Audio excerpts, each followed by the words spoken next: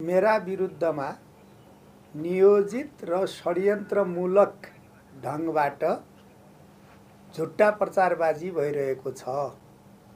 म सबैलाई के आग्रह गर्न चाहन्छु भने त्रिभुवन अन्तर्राष्ट्रिय विमानस्थलको अध्यागमनको भिजिट भिसाको विषय मात्रै होइन, मेरो सार्वजनिक जीवनमा, मेरो राजनीतिक जीवनमा यदि एउटा मात्रै पनि मैले आर्थिक अनियमितता गरेको प्रमाणित कसैले गर्यो भने, प्रमाणित भयो भने म पदबाट होइन, म राजनीतिबाट राजीनामा दिन्छु। म यो आग्रह गर्न चाहन्छु।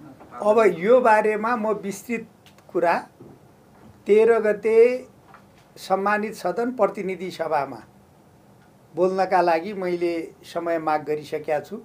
अरु विस्तृत कुरा म प्रतिनिधि सभामा आग्रह गर्छु। यो गृह मन्त्रालय यत्रो ठुलो मन्त्रालय छ, हजारमा हैन लाखमा कर्मचारी छन्।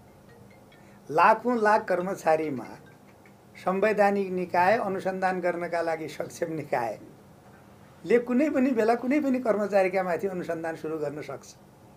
अनि कुनै पनि कर्मचारीका माथि अनुसन्धान सुरु हुँदा सबै मन्त्रीहरूले राजीनामा दिँदै जाने हो के त्यही पद्धति बसाउने हो? त्यो सम्भव छ? आजसम्म त्यस्तो भएको छ? त्यसकारण मैले प्रारम्भमै भनिसके, मेरा विरुद्ध राजनीतिक रूपले, नियोजित रूपले, षड्यन्त्रमूलक ढंगले झुटा प्रचारबाजी भइरहेको छ। धन्यवाद।